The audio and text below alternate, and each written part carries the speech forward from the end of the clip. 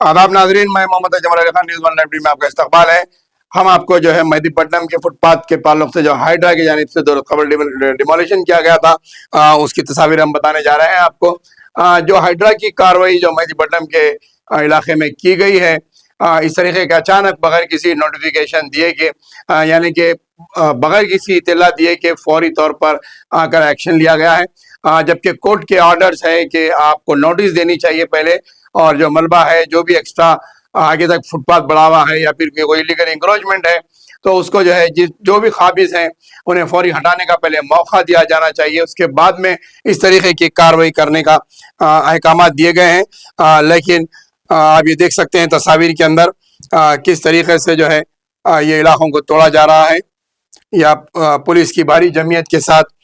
लेकिन यहाँ पे जो लोग कारोबार कर रहे हैं उनके इमारतों को किस तरीके से देख सकते हैं आप, ये किस तरीके से नुकसान पहुंचाया जा रहा है। जबकि ये इलाका ये इनकी फरियाद है। ये शख्स अपनी फरियाद बता रहे हैं कि इन्हों जो है बात करने के लिए भी नहीं कहा गया, इनसे नोटिस नहीं दी गई, इन्हें इत्तला नहीं दिया गया, अचानक लाकर तोड़ दिया गया है।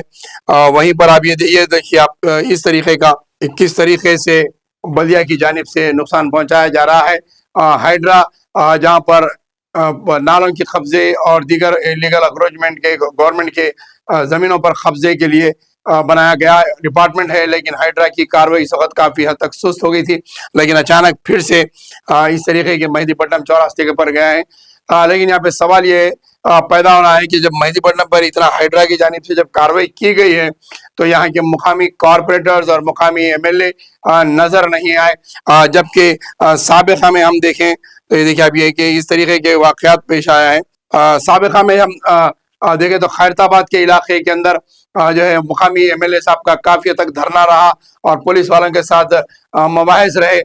वहीं पर ही मस्जिद अजीजिया के पास जो है एहतजाज करने वालों के लिए काफ़ी एहतजाज रहा। मुकामी एमएलए फौरी पुलिस के सामने आ जाते हैं और बड़े अंदाज में जो है उनसे उलझ पड़ते हैं, बड़े बड़े नारे लगाते हैं, बड़ी आवाज़ों के साथ धमकियां देने की कोशिश करते हैं। लेकिन इस इलाके के अंदर मुकामी एमएलए और कॉरपोरेटर्स नज़र नहीं आ रहे हैं, खामोशी इख्तियार किए हुए हैं। क्या इसके अंदर आवाम की ये बात नज़र आ रही है कि इन हिस्सों को तोड़ाने के अंदर किसी किस्म की साजिश या मनसूबाबंदी तरीके से हाइड्रा के जरिए कोई रिवेंज या एक्शन लिया गया है, या फिर जानबूझकर जो है खामोशी इख्तियार की गई है और इस मामले से अपने आप को दूर रखे हैं।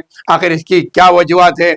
अवाम में अब तक ये बात समझ में नहीं आई कि मुकामी एमएलए और कॉरपोरेटर का कोई अमल दखल इस हाइड्रा की कार्रवाई में नहीं रहा, और ना आकर बात की गई है, ना इनसे दरियाफ्ती किया गया है। ये किस तरीके से मलबे को नुकसान पहुंचाया गया है मेहदीपट्टनम के इलाके में। ऐसे इस तरह से अगर देखा जाए तो शहर के कई इलाकों पर फुटपाथ पर कब्जे हैं। हाइड्रा वहां पर क्यों नहीं आता?